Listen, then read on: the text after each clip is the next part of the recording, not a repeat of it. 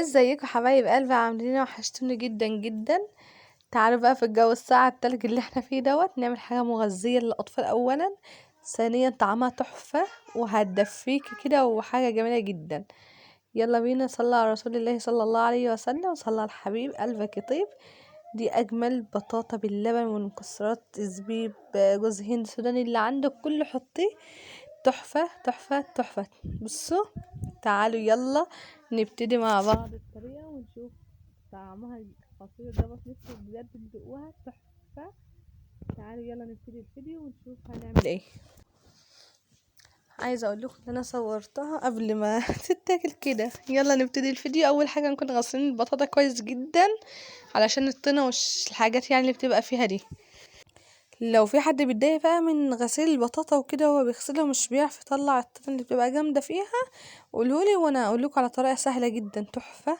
هتخليكي تغسلي البطاطا في اقل من ثانيه كده وتخليها نضيفه زي الفل زي ما انتم شايفينها كده. عايزه اقول لكم كان فيها كميه طين اصلا حتت كده كتير. يلا صلى على رسول الله صلى الله عليه وسلم. وهنبتدي نقشر البطاطا كده. هنقشرها بقى كلها. لو عندك قشارة على فكرة هتبقى اسهل، لان السكينة مش ماشي قوي فيها. هنقشرها. والبطاطا يعني دلوقتي سعرها حلو، هو الكيلو ونص ب10، او ممكن تجيبها ب5 على حسب المكان طبعا والسوق بتاعك. هنقشرها كلها. لو عندك بقى طفل مش بياكلها، لو عندك حد مش حاببها مشوية مثلا، مسلوقة، احنا نعملها بالطريقة ديت هياكلها. المشوية كمان حتى لو دخلتها في الفرن بتطلعي نصها في القشرة، لكن الطريقة ديت تحفة وبتحافظلك على البطاطا بتاعتك وبتبقى طعمها جميل جدا. واهم حاجة فيها قيمة غذائية جميلة جدا جدا. ويعني لو طفل صغير هياكلها ويبقى مستمتع كده بيها.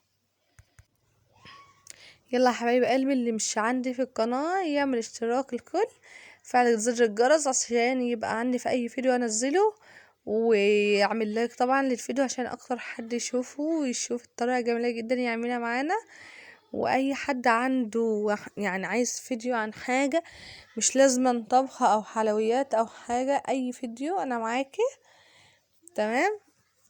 واستنوني كده في فيديوهات كتير ان شاء الله هنزلها لكم. وفيديو الاسعار برضو بتاع كل اسبوع هنزله لكم، اللي هو بتاع الخضار والفاكهة والحاجات ديت. كل سوق كده هنزل لك الاسعار، وقولنا الاسعار عندكم برضو وكده. وهنا انا قشرت البطاطا اهيت وغسلتها كويس جدا، واغسلها تاني. بس بعد ايه بقى؟ بعد ما اقطعها هنقطعها زي ما انتم شايفين كده مكعبات. هي البطاطا ناشفه جدا على فكره. هنقطعها مكعبات كده واي شكل عشوائي، لان هي كده كده هنهرسها. بس المهم ما تكونش قطع كبيره، يعني كلها تكون قطع قد بعضها علشان تستوي في وقت واحد.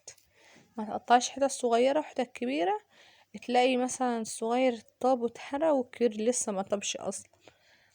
بصوا هي ناشفه على فكره جدا، بس احسن حاجه فيها ان هي مسكره، طعمها جميل جدا وهي كده. يلا صلى على رسول الله صلى الله عليه وسلم، وصلى على الحبيب قلبك يطيب. معلش انا معايا برد بقى بكح، مش قادره والله اتكلم. بصوا، تتقطع كلها حجم واحد. وبعد كده هنغسلها كويس جدا برضو مطرح ما كنا طبعا بنقطع والسكينه وكده. اهم حاجه تخلي حاجتك نظيفه. وطول ما انت بقى ايه شغاله كده، قول اللهم صل وسلم على سيدنا محمد، وايد النبي قبل ايدي، وبسم الله الرحمن الرحيم.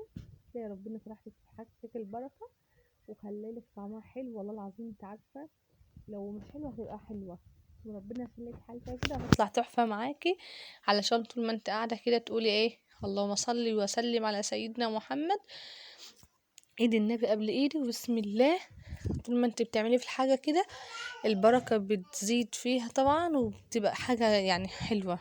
ما تزعقيش وانت بتعملي الحاجه او تتخانقي او اي حاجه من دي، عشان الحاجات دي بتشمي على فكره.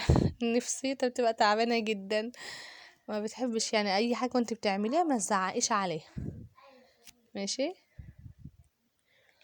يلا بينا قطعناها. هي هنجيب بقى الحله او الحاجه اللي احنا هنعمل فيها.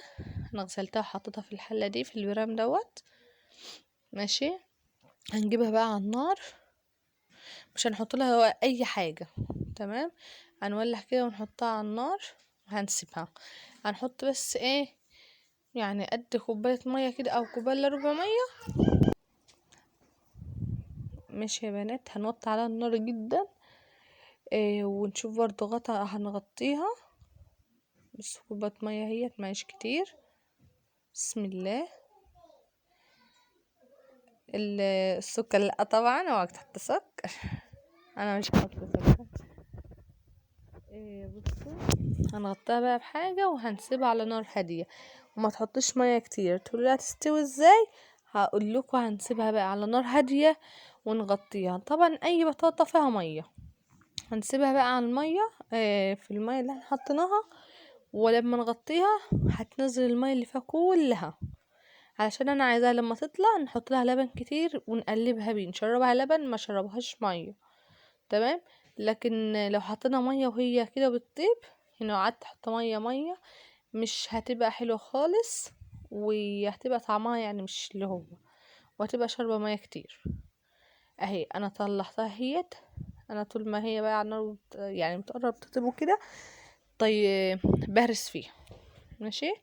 لو انت بقى عندك البطاطا ما طلعتش ميه مثلا كده وخلاص هتحرق منك، طبعا حط ميه، بس بقى ايه، شقشق كده، يعني نص كوبايه بنص كوبايه، علشان مش ما تبقاش كلها ايه ميه طريه طريه وسايحه كده. انا عايزاها متماسكه شويه كده علشان لما نحط لها اللبن. هنجيب بقى الهراسه بتاعتنا. بسم الله. وهي سخنه كده هنهرس فيها لحد كلها ما تبقى مهروسه وسوا واحد. تمام. مش عايزين حاجه فيها مكلكعه خالص.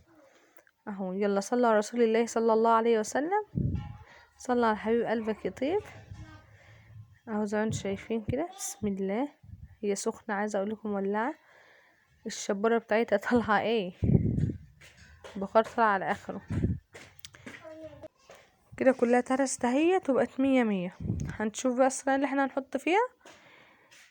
قبل بقى ما نجيب الصينية هنجيب السكر، وهنجيب السمنة بتاعتنا وجوز الهند والبشر وكده، جوز الهند والزبيب. عندك بقى سودان نحط، ماشي. عندك مكسرات، عين جمل، جوز هند، ابتدى مش عارفة جوز الهند ماله معايا. عين جمل، فستق، لوز، اي حاجة. ماشي. ويا ريت تكون السمنه بلدي. السمنه البلدي بتخليها تحفه تحفه بجد. يعني دي سمنه بلدي اهي. هتقولوا لي هتبقى دسمه جدا بقى مع السمنه مع اللبن والحاجات ديت. انتي حط السمنه دي حاجه ترجع لك انتي. حط معلقتين 3 10 ومعلقه واحده براحتك انتي. يعني انت زي ما انت عايزه تبقى دسمه مثلا باللبن بالسمنه وكده، حطي سمنه.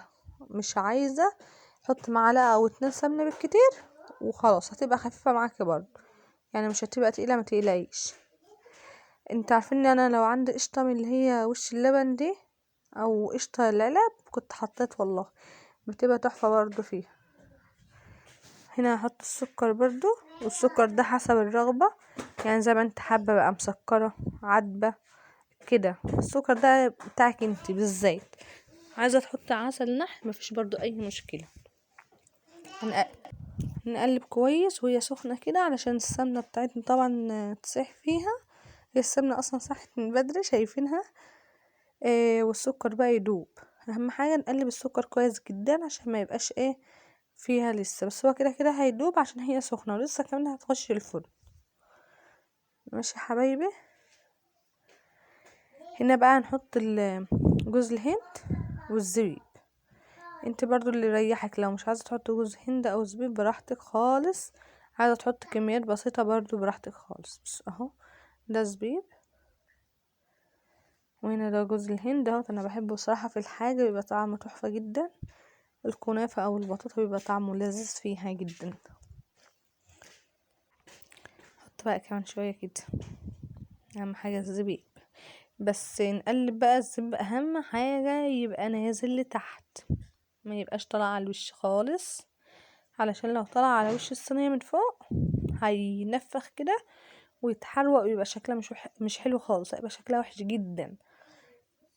يعني ما تحاولي برضو اللي انت ما ايه تاخدي بالك من الحاجات اللي زي دي عشان ما تبوظيش شكلها. بصي عايزه شويه سكر كمان احط لها. هي اصلا طعمها تتاكل كده جميله جدا. انت ممكن تعملها كده في اطباق برضو تديها للاطفال لو مش عايزه تدخلها الفرن يعني براحتك، بس هي طعمها تحفه. ولما تخش الفرن بقى وتتحمر كده تبقى احسن. اللبن الدلق هنحط بقى اللبن بتاعنا. بسم الله كده نقلبها كويس. نحط بقى اهم حاجه اللبن. ايوه ده بقى ايه الماده الغذائيه جدا. لو طفلك مش بيشرب لبن، مش بياكل حاجات فيها لبن، ده هتخليه ياكل. هياكلها. اعمليها وجربيها وهتدعيلي. اهو بصوا، نحط شويه بشويه كده ونقلب، نحط شويه شويه ونقلب. تمام. هتقولي لي الكميات قد ايه البطاطا والحاجات ديت براحتك على حسب الصينيه اللي انت ايه هتعملي فيها. اخلص وارجع لكم.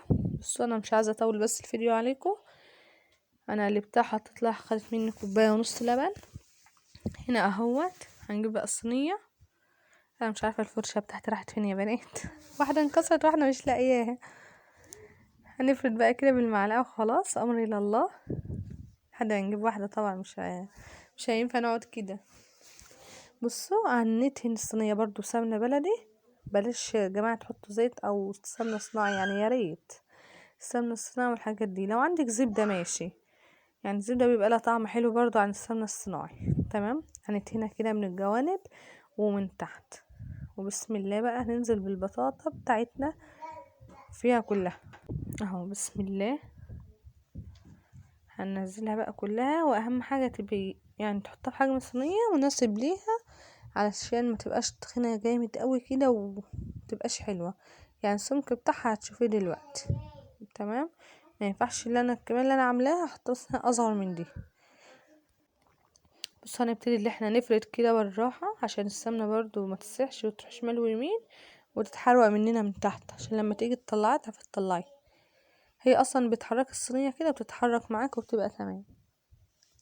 بصوا كده اهم حاجه اي زبيب اي حاجه غطيه. انا بغطيه لو في زبيب طلع او حاجه كده. انا بغطي اي زبيب طلع او اي حاجه بارزه. يعني الزبيب بالذات لازم تغطيه، علشان لو واحده بس هتطلع فوق كده هتدخل الفرن هتتنفخ كده وهتحرق لك الدنيا. وطبعا زي ما بقول العين بتاكل قبل البق. لازم حاجتنا تبقى شكلها لطيف وحلوة، مش محروقة وشكلها جميل كده. تمام يا حبايبي. هنجيب بقى حتتين سمنة كمان كده من على الوش. بسم الله. الدنيا ساعة اصلا والسمنة ماسكة في العلبة مش هتطلع. بصوا بايدينا كده ممكن نقطع حتة ونقطع بالمعلقة ونحط اسرع وايه واحسن. متخافوش انا ايديا نضيفة على فكرة. كده كده انا بعمل ليا ولعيالي يعني، مش ببيعها ولا حاجة. بصوا هنحاول ان احنا نفرد في الصينية كلها كده زي ما انتم شايفين. بسم الله. هنحاول بقى ان احنا نفردها في الصينية كلها ان ايه الوش كله يبقى فيه سمنة، علشان لما تخش الفرن تتحمر كده حلو، تبقى كلها متحمرة يعني كده. الصدى في الشارع ملناش دعوة بيه خالص. العيال طول النهار جننا، مش مهم ملناش دعوة بيه. يلا بقى ايه ندخلها الفرن مع بعض. طبعا انا مولعه الفرن من تحت ومن فوق، بس من فوق بقى هنوطي شويه عبال هي كده كده مستويه وطيبه. نوطي شويه كده عبال ما تاخد لون من تحت. بصوا اللي محروقه ده مش الزبيب، ده السمنه مش محروقه بقى عامله فرقعات كده. بصوا بقى شكلها تحفه تحفه تحفه والله العظيم. بصوا مكة واقفين عايزين يا ماما عايزين يا ماما، مستنيني بس اصور بالعافيه. بصوا بقى نزوقها. احنا ممكن نغير شكلها طبعا باي حاجه. ممكن جوز هند، ممكن شوكولاتة شيبس، ممكن آه كريز حاجة أي حاجة متوفرة عندك. مش متوفر مفيش أي مشكلة. ودي بقى وأكل. وعلى فكرة سريعة جدا، لو جايلك ضيف على غسلة أو حاجة هتعمليها على طول برضه، ما بتاخدش وقت على فكرة. هو التصوير بس اللي بيطول بقى شوية. أنا بحاول والله اللي أنا يعني ايه ما نعديش حاجة من الفيديو، وفي نفس الوقت برضو ما نطولش عليكم. هنقطعها كده مكعبات مربعات كده حلوة، تكون متساوية وقد بعضها عشان في التقديم تبقى شكلها حلو، متبقاش واحدة كبيرة وواحدة صغيرة. على فكرة هي سخنة خالص، لسه مولعة والله العظيم. المفروض انا اسيبها تهدى شوية عشان اعرف اطلعها يعني كده وتبقى متماسكة، بس برضه اطلعها لكم متماسكة ان شاء الله وهتبقى تحفة. متسيبهاش لما تبرد طبعا، انت هتاكلها دافية كده عشان تدفيكي في الساعة اللي احنا فيها دي. لا اله الا الله رسول الله. بصوا اهو بشوية جوز الهند كده وخلاص، بقت تحفة جدا. لو في بقى كوباية لبن او حاجة تديها للطفل معاها هتبقى جميلة جدا. ولو مش هيشرب لبن ممكن معلقة كاكاو كده فيه جنبيها هيشربها وهياكل ويبقى مية مية وقال بس كده يبقى عسولة. بس اهيت تماسكة على فكرة سخنة جدا والله، بس انا قلت اطلعها بقى قبل هما ما يفترسوها اهي، عشان لو كده مش عارفه اصور لكم حاجه. بص، بسم الله ما شاء الله جميله جدا، تحفه. يعني انا عندي بنت الصغيره ما بتشربش اللبن، يعني تقولك عايزه زي اختها احط لها بس ما بتشربوش، هي خدت شويه كده وخلاص شكرا على كده. بصوا كانت منها وعجبتها جدا. اهم حاجه عندي اللي مكه وتأكلوا منها اهم حاجه. يلا السلام عليكم ورحمة الله وبركاته. ما تنسوش تعملوا لايك جميل زيكم كده للفيديو واشتراك في القناة وفعل زر الجرس ليصلكوا كل جديد. يا رب يكون الفيديو عجبكم والقناة تكون عجباكم، واي ملحوظة قولها لي تحت امركم، قولوا اي حاجة في التعليقات زي ما انتوا عايزين، الايجابية والسلبية انا بقبلها عادي، المهم رأيكم يهمني. تنسوش بس تعملوا لايك والاشتراك في القناة، تعملوا اشتراك الكل فعل زر الجرس عشان يوصلكوا كل جديد. وبحط لكم قناتي التانية فيها وصفات وحاجات كده للي عايز. السلام عليكم ورحمة الله وبركاته.